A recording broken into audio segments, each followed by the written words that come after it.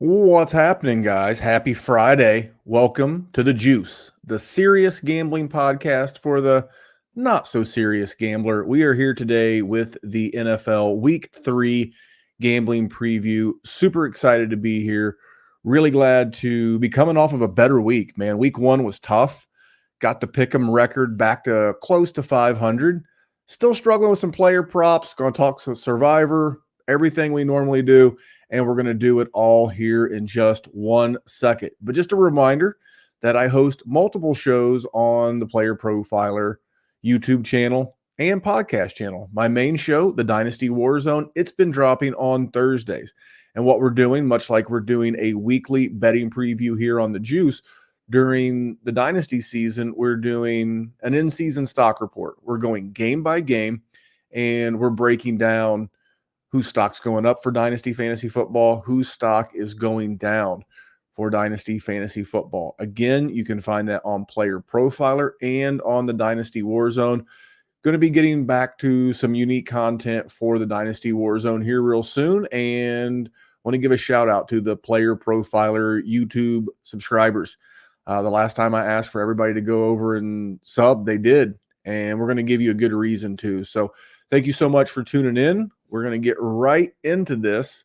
Remember, 2 YouTube channels, Player Profiler, Dynasty Warzone. If you're listening on the audio feed on Saturday, 2 audio channels, Dynasty Warzone and Player Profiler. So I will not waste any time, but I do have a Survivor pick for you. I get to recap last week's Survivor pick, but we've got a new sponsor. Let's take a minute, literally 1 minute, and hear from the folks at Bettor. Oh, I see it every day online, every single day. Hey, that looks like a great fantasy team in an 8-team league. Oh, wish I could be in a league with you, right? Well, guess what? Now you can respond with, sure, let's play on Bettor. That's the beauty of this platform. This new Bettor platform standardizes all position scoring. So you just load your team and you challenge your friend, your colleague, Twitter troll, and you can browse other teams and issue challenges. Bettor is revolutionizing fantasy football. And with code Underworld, you get a $100 instant deposit match plus a free $10. So even if you deposit 20, you get 50. Think about that. So go to bettor.com, the code is Underworld. Bettor.com, the code is Underworld, or click a link in the description. It's fun to be right. There you go. New sponsor, Bettor. Check them out. I've got some credits. I'm going to be on there myself checking it out this weekend. I'm actually free, and I'm going to sit down and upload some of my better Dynasty teams in there and see if I can't get some action. Also, another new podcast here on the channel. It's called the Pick'em Power Hour, just like it says. It's Pick'ems. Underdogs got Pick'ems. I do Pick'ems. So whether you're picking Dynasty players, fantasy players, or picking your nose, check out the guys at the Pick'em Power Hour. All right, look at that. Less than 5 minutes in, already got a commercial done, and I'm already on to the Survivor pool. So, man, last week was an interesting one. The first week of the season, I thought, the Washington Commandos, I thought they were trying to kill me. We talked about last week, the ESPN and the probability rankings that, they were like a 65% chance to lose that game. Washington came through. They won the game. Well, if Washington tried to kill us, the Giants almost did. So I picked the Giants last week. I got a little bit more on the Giants later. But I picked the Giants last week, and it looked bad. 28-7 at one point. But as that snowball got rolling down the mountain, I felt so good about how that was going. And I'm not going to pretend like we didn't get lucky, but that's the point of Survivor. You have to get lucky. You have to get lucky to win one of these mega million, contest, even if it's a small contest like the one that I'm doing. I mean, mine's $100 entry fee, but a lot of people in there, and a lot of people have burnt the good teams, and that's why I guess I'll get into that. Now, I did promise I would show my sheet. I'll share my screen here in just a minute at the end of the Survivor segment if you're watching live on YouTube, so you can kind of get an idea of what I do. But a lot of people have already burned a lot of the good teams, like Baltimore, like Buffalo last week against the Raiders. Buffalo played Houston, Dallas. They could have picked Dallas against the Jets with no Aaron Rodgers. Philly, they could have picked Philly against Minnesota. They could have, picked Kansas City week 1. If they'd have picked Kansas City in week 1, they would have been eliminated. That actually happened. Something like 11% of the initial pool on the Circa Millions, they bet Kansas City week 1. Detroit beat them. Those people got eliminated. And the point is to survive, but the point is to win. But it's to win long enough to get some equity in your entry.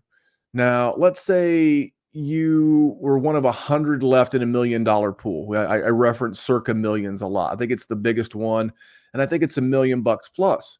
Well, if you can whittle that down from whatever it was, 2,000, 5,000, whatever their final number of entries were, if you can get down to the final 100, let's say that happens somewhere around like week 11 or 12, well, technically, if the jackpot's just $1 million, then your equity at 100 left is technically $10,000. Now, you can't go in and cash out and say, hey, I'll take my 10,000. That's not how it works, but you can sell those on sites. There's these betting, it's almost like eBay for betting, and you could potentially sell this. You could cash out your stake. These hosting companies, maybe your equity's worth 10,000. They can look at the teams you have left, and you could sell them. So that's why I'm not trying to sell my entry. I mean, I'd like to win it all, but I'm also playing it by ear, but I'm making my entry more valuable because I've not burnt any good teams. As a matter of fact, I would say I've burnt some of the worst teams. As the season gets longer and longer, do you think we want to use Washington or New York Giants? Because there's not a lot of games to look at. So what I'm going to do is I'm going to go ahead and share my screen, and I've got to pull up my survivor pick. It's right here. Now, this is exactly what I do. This is, I can't see the website at the bottom. This is a digital copy. I just go through here, and you see all the little circles. These are the games that I'm circling each and every week, and I just keep crossing off the lines. And eventually I hope to get to where, there's not much left, and it looks like a chessboard to a degree. So this is what I do. This is how I update my sheet, and it keeps me on track. It keeps me focused. And this week, if you look at week 3 and you look at it, from a vertical standpoint, there are quite a few games this week that we could potentially use. I'm going to remove this and put myself back on the screen. But you look at this, and from a survivor standpoint this week, I really see 4 options. Now, really, there are more. Like if you really wanted to burn Kansas City, I think Kansas City against Chicago is a great opportunity. That's one of the 4. Baltimore hosting Indy, that would be one of the 4. Dallas at Arizona, that would be one of the 4. But we mentioned those weeks, those week 12 and week 16 weeks, the holiday weeks where you've got to have two teams survive that week. And those are the weeks that, like week 16 is a week where, I got Kansas City earmarked that week, home game, holiday week against the Raiders. They've done very well historically against the Raiders. And then that week 12 week, that's Thanksgiving week, I've got Dallas at home against Washington. Washington's been feisty, 2-0 to date, but I think by the time we get to week 12, that's when I'm going to want to use the Dallas Cowboys. So who is my pick this week? It's a great question. I'm glad you're asking. I'm going Seattle. Taking Seattle at home, hosting Carolina. It's Carolina. They're on a short week. They played Monday Night Football. They're making one of the longer domestic flights in the NFL to fly all the way from the East Coast, about midway down. I'm no geographer, but that right there in the middle of the East Coast. And they've got to fly all the way up to the Pacific Northwest and play Seattle on a short week. And they've got to do it without their rookie quarterback, the 101 overall. And in fairness, Andy Dalton is a very serviceable quarterback. But Carolina's got a bad offensive line, and Andy Dalton, kind of like Matt Ryan, really can't move. And Andy Dalton didn't do a ton last year when he was the QB at times intermittently for the New Orleans Saints with famous Jameis. So for me, I think Carolina's going to try and dunk the ball down the field. I've got more on this game later, and a lot of people may say that, the Seahawks lost at home earlier to the Rams. That doesn't really bother me. That's a division game. The Rams play Seattle incredibly difficult regardless of where the game is. So my survivor pick, week 3, I'm going Seattle because, again, I referenced, later in the season, I'm going Seattle over Carolina. Best case I could look at with Seattle later in the season is potentially, picking up games against Arizona. They get to play Arizona twice, but I'm going Seattle. I'm using them week 3. I'm going to continue to save the big dogs, Dallas, Kansas City, Philly, San Francisco. I'm going to save those guys for later, make my selection a little bit more equitable as we get closer to Thanksgiving. And there you go. Seattle Seahawks, my survivor pick for week 3. Now let's go pick 'em Palooza. That's where we pick 5 winners or try to 5 winners against the spread. I'm doing a free version with pregame.com. This is the last week. If you've not done this or you're new to the show, Action Network, go to favorites.actionnetwork.com and you can sign up for their version of this. Now, the reason why you can with the Action Network is because they drop 2 weeks of scoring. So they're going to take 5 scores really across 16 weeks. So what is that? That's 90. You're going to have 90, scores. The only problem is that your competition has the ability to drop their 2 worst weeks, but you know what? It's free. I listened to their podcast. They gave away $1,500 to this week's winner. So there's cash prizes. Same with the one that I'm in. Now you can't enter it. Mine's at pregame.com. Another great gambling podcast. And I moved up. I'm going to share my screen for those of you watching. If you're watching, out of 1,504 entries, I am currently 694th. So I'm in the top 50%. Not bad considering I got my junk kicked in week 1. Went 1-4, just brutal out of the gate. But if you listen to gambling content, whether it be this show, the other shows I've already mentioned, it kind of feels like everybody's around 500. The show that I mentioned, pregame.com, RJ Bell, his group went 4-1 in week 1 and then went 1-4 this past week. I did the opposite. I went 1-4 in week 1 and I went 3-1-1 this week. Let's get into my results from last week from my pick'em contest. Again, some of these numbers have changed, but on this particular platform, the numbers lock a little bit earlier in the week. So the numbers are changed a little bit. I'll discuss that as we move along. My results from last week, I had the Colts plus 1.5 at Houston. Colts won outright. I didn't love what I saw from Houston's defense. I know DeMeco Ryans is probably going to wind up being a pretty good head coach. He just doesn't have all the tools yet.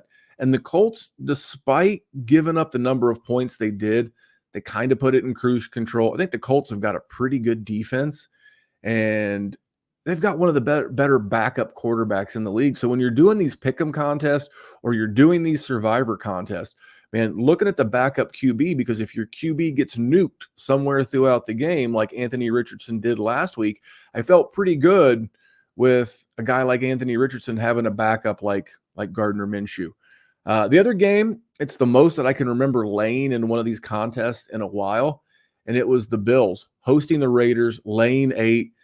I'm not going to lie, I got that little twinge in my belly when the Raiders went down and scored their opening drive, but it was all Bills from there, and they blew them out. Bills covered the 8 easier. In a game that I actually thought was pretty good was the Packers and the Atlanta Falcons. Now, I had it. If you watched last week, I even showed the graphic on the screen.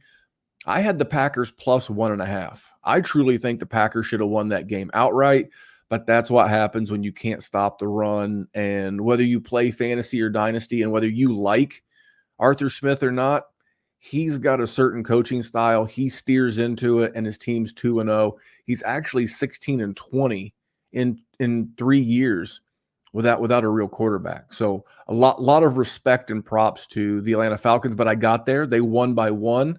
I was saved by the hook. That was my third win. My one loss was I had the Giants -4 at Arizona, and that's tremendous. I thought that was going to be a slam dunk. I thought the Giants were going to come out and they were going to kick the Arizona Cardinals right square in the junk, and they kind of did, but a little too late. They won by 3. Just happy the Giants won. I'll trade the one loss in the contest to get the Giants through on Survivor. And then the one loss that I had last week to have me settle at 3-1-1 was the Saints -3 at Carolina. I got the tie. I'm going to be honest, I didn't appreciate the octopus at the end of the game by Carolina, and by that matter, through New Orleans. It's like, you let them drive all the way down. You let them get within a field goal. They score a touchdown and the 2-point conversion. They got the octopus. They cut it from what was 11 down to 3.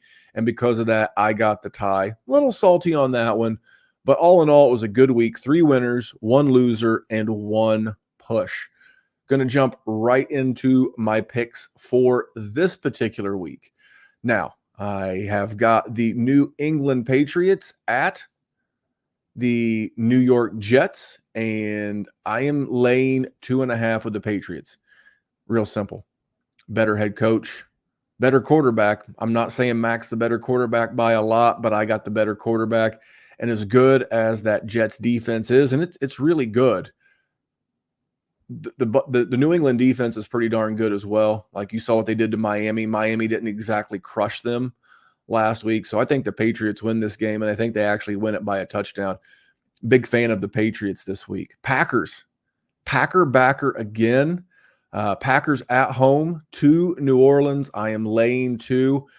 Fun stat about New Orleans. They've only allowed 20 points a game for something like 8 games. Or 20 points or less, I should say. Not going to deter me. Not going to deter me one bit. I'm going Packers. Christian Watson practiced on Friday. Aaron Jones has been practicing on a limited basis. And I don't think New Orleans offense is set up to do what the Packers don't do well. The Packers are not very good against the run, which would be great if New Orleans had Alvin Kamara or Jamal Williams was healthy. Kind of excited to see Kendre Miller. As some of you know, those of you that are maybe just here for the gambling content, I do Dynasty fantasy football content, and Kendre Miller was one of my guys. He's actually got a prop out on MGM Grand, promo code Underworld, 51.5 yards. So not too bad on Kendre in his first start, but I'm taking the Packers. I'm laying the 2 at home.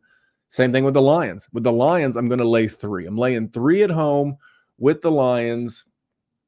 I think I'm getting the better team. And this is nothing against the Falcons, but the Falcons aren't at home. And I think this will be a higher scoring game than it looks like. But I know this. I know the Lions are the kind of team, I want to get Dan Campbell coming off of a loss, especially coming off of a loss at home, a little embarrassing. You had Gardner, Chauncey, whatever, with his, blue shiesty mask and, wanting to get thuggish, as he put it. I forget the exact term he said about Detroit, but he encouraged everybody to wear a blue ski mask, also known as a shiesty, and they got whooped and didn't look very good in the game. I mean, they scored a lot of points, but I don't think the Atlanta offense is equal to the Seattle offense. So I'm going to lay 3 with the Lions. And if it was 3.5, probably wouldn't be on my card. Totally fine. Next one, Seattle at home to Carolina. I mentioned earlier you're going to hear more about this game. The actual line in this game has moved. This is what they call closing line value. The contest line is -5.5. If you're trying to bet this right now, I believe it's -6.5 on Bet MGM Grand. So I think the Seattle Seahawks beat the crap out of them. I really do. I'm not worried about the Rams' loss at home earlier in the season. Again, divisional game. Sean McVay and Raheem, oh my gosh, he used to coach Tampa Bay. He has Shane Waldron. Shane Waldron used to be with that group, and he's the offensive coordinator in Seattle. That's apples and pomegranates. I like Seattle at home. I'm going to be fading Carolina, Arizona. I'm going to be fading these teams a lot. And then this last one, Sunday Night Football, Steelers on the road at Las Vegas. To me, this is a wrong team favorite. This number's actually moved. I'm actually not getting the best of this line. I believe this number last I looked was the Steelers plus 2.5. And I think the betting market and these contests, these pick'em lines has it a little bit backwards. I don't think we're waiting enough that the Steelers have played two of the top five, in my opinion, defenses in the NFL. I mean, we've seen over and over again how good San Francisco is, and then Cleveland. I think all the love on the defensive side of the ball has really went to Dallas, justifiably so. San Francisco, justifiably so. I think Philadelphia, when they're healthy, are in that conversation, especially the front seven. I know they've got some injuries in their defensive backfield, but Cleveland's right there too. Cleveland has not allowed one single play in the red zone all year. And I believe the George Pickens 70-yard jailbreak, touchdown was the only touchdown they've allowed all year, at least on the offensive end of the ball when Deshaun Watson's not handing them over. I think this is the wrong team favored. And I think you can run on the Raiders, and I think we're going to establish the run, and we're going to hear more about that in just 1 second. I've got one more commercial break. I'll get you some prop picks, and then I'll get you guys the heck out of here. And this way you guys can enjoy your weekend. But let's take a quick minute and hear about our friends at Bet Openly. Hey, so many ask me, what's wrong with sportsbooks? Why so many of them fail? The answer is simple. They don't innovate. They're just casino sportsbooks on a phone. That's all they've been. There are a few that are doing a good job. We partner with them. Most of them, not so much. Until Bet Openly came along. Bet Openly said, hey, we're going to innovate. We're going to do something groundbreaking. We're going to have peer-to-peer betting in all states, and you pay 1%. When you win, you pay just 1% on your winnings. You heard that right. It's 1%. With code Underworld, you qualify for just that 1% transaction fee on Bet Openly. It gives you ultimate flexibility to set your own lines and browse lines that others have set. Think about it. That's what betting should be. And now that is the reality. BetOpenly.com. The code is Underworld. Check it out. Yeah, check out Bet Openly and get in there and see if you can't find a rogue person offering a bad line.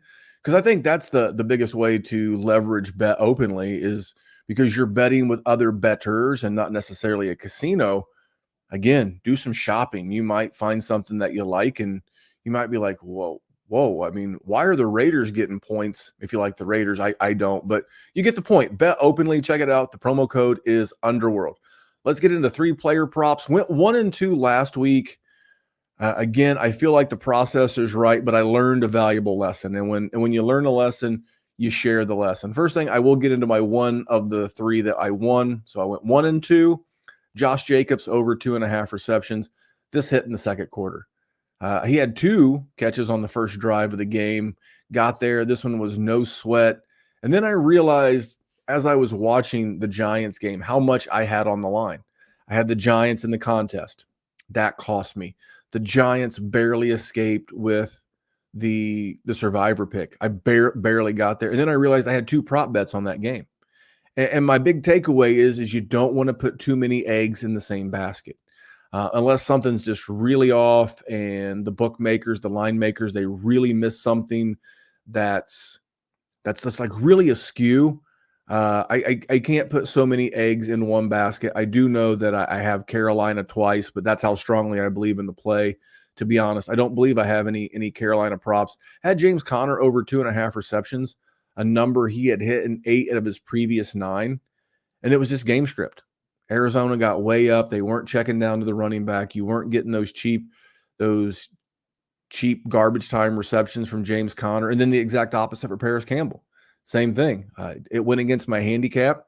I thought the Giants would be up. I thought they would pound the ball with easy for me to say, Saquon Barkley. I thought they'd pound the ball with him, and that wasn't the case.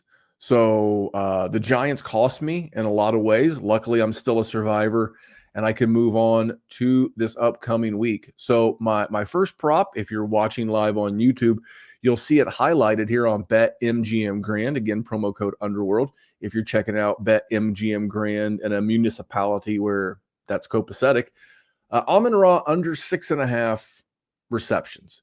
You're laying a significant amount of juice. You're laying $1.50, but it's for good reason. I think that if the book set this at 5.5, I think they'd get pounded on the over. I don't think 5.5 is a bad number.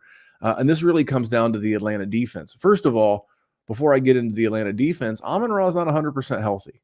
Now, not that that's ever stopped him before from going out and putting up a good game. I mean, I'm not going to put him, at least from a fantasy standpoint, from that standpoint, in that Justin Jefferson, Jamar Chase category yet from like Dynasty fantasy football. But he would be the 101 of wide receivers if you were just going off the dog rating. He's clearly got the dog in him, but there's a reason why this prop is juiced to the under. He has to get 7 catches for me to lose this prop. The Atlanta Falcons are giving up 8.5 total receptions to the wide receiver position, period, per game. So I'll say that in a little bit better way to understand it. So through 2 games, Atlanta, to the wide receivers, not the tight ends, not the running backs, just the wide receivers. In 2 games, they've given up 17 total receptions. So 8.5 a game to the wide receiver position on average. So Amon-Ra St. Brown would have to get about 80% of that for him to go over this number of 6.5 receptions. They've got A.J. Terrell. He's a shadow corner. He will move around. I think he'll be on Amon-Ra St. Brown, and I think you could get a good Sam Laporta day. You see here on this graphic of receptions for Marvin Jones, Josh Reynolds. Josh Reynolds last week, he paid huge dividends for me. I went over on him last week in some personal props. He did great, and I think it could be him again. I think the one that the Atlanta Falcons will come into this game trying to take out of the game will be Amon-Ra St. Brown. I think he'll be fine. He could be like in that 4 or 5 for 60 or 65. Still 10 PPR points for those of you fantasy gaming. I just don't think this is going to be one where you look back at the end of the season and was like, yep, he absolutely killed that one. I'll move on to my next one, and I'm going back to the Rachaad White bucket. I'm going back to the well again on Rachaad White, and this is simply a play on the Philadelphia Eagles. The Philadelphia Eagles right now are one of the best matchups for running backs in the league. And, I didn't think that was possible, considering the fact that they've given up 16 receptions on the season to the running back position and an average of 49 yards per game to the running back position. And what do I like about this game that maybe didn't happen the first game with Rachaad White and when he was at Minnesota is that they're playing the Eagles, and they're the underdog, and the Eagles are a really good team. And this is where the Eagles are susceptible right now is to the running back and somewhat to the tight end. I don't hate Cade Otton's play on this as well, but this is just really a play on the point spread. It's a play on what the Eagles have done through 2 weeks. It's a play on Baker Mayfield being a check down quarterback and this being a pretty low number. I think this is how they'll have to get after him. I mean, Darius Slay, whatever. Slay, the cornerback for Philadelphia, he'll probably be on Mike Evans. So it'll be dink and dunk underneath Cade Otton, Chris Godwin, Rachaad White. So 16.5 yards. I'm going over. I did not like his reception prop because it was 3.5. If you want to get crazy and you want to do it, I don't love it. I do love this over. What I wanted to do a little parlay on this. This is not an official pick, but I wanted to go Rachaad White under rushing yards, and I wanted to parlay that over receiving yards. It wouldn't let me. It wanted me to do 2 straight bets. I was not down for that, but Rachaad White over 16.5. And then the last one, I don't think I can help myself. I'm going Najee Harris over 12.5 rush attempts. It's a prideful organization, and Kenny Pickett's not been great. We were kind of fooled a little bit in the preseason. It just reminds me next year to be even sharper in the preseason because I kind of got a little too excited about what Kenny Pickett was doing, the offense in general was doing. Remember in the preseason, multiply the bad by 2, divide the good by 2, and that's where you're going to wind up a lot. But I do like this number. The Raiders have faced 28.5 rush attempts per game over the first 2 games of the season. That's not even like in the top 5, but it is in the top third of the league. And I think the Steelers will keep this game close. I don't think the Raiders will run away with this game. And I think they're going to try to establish Najee Harris. It doesn't mean that I was right, because this is one of the season-long things that I've struggled with, is that Najee was my guy from a fantasy standpoint coming into the season. But I'm not going to be shocked if he gets, 16, 17 carries, and they really try to establish him against a Raiders team that I don't think super good. I think this is a game they win outright anyway. So I think Najee is going to go over 13.5. So there you go. That is the show. That is the juice. Be sure to check out the Dynasty Warzone. Be sure to check out the Pick'em Power Hour. Be sure to check out everything we're doing here on Player Profiler's YouTube channel. A lot of good stuff. We stream live. It's just for you guys. We were trying to stream to X for a while. We're like, no, you know what? We're going to be loyal to the YouTube audience. That's a better audience for us. We get better traction, better support, because the YouTube audience is great. And then never, ever, ever, ever for a second underappreciate what the podcast audience does. The podcast audience was the audience that grew both channels, grew the Dynasty Warzone and Player Profiler. So if you're listening to this, watching this, supporting this in any way, thank you. Thank you so much for what you do with us from Player Profiler. Now, I'm going to get the hell out of here. I'm going to play a thank you from the Podfather, and he's very sincere. I've had the conversations with Matt. He's very passionate about this audience, this brand, and what he's doing at Player Profiler. But I wanted you to hear it from me. Thank you for the support. Thank you to everybody who watched the live stream. Thank you to everybody who listens. You know what? And if you haven't already, subscribe everywhere. Leave a review. Till next week, guys, week 4. Let's have some fun. And remember, bet with your head, not over it. Hey, I want to take a moment to thank you for tuning in. It's important to me that all of our media be free. This is only possible because of you allowing a true independent sports media enterprise to thrive unlike any other in the business. So please subscribe to the All-In Package to continue to make all of this possible, to ensure that all of our stats, information, data, content is available to you, especially you, the people that get the site and get the show.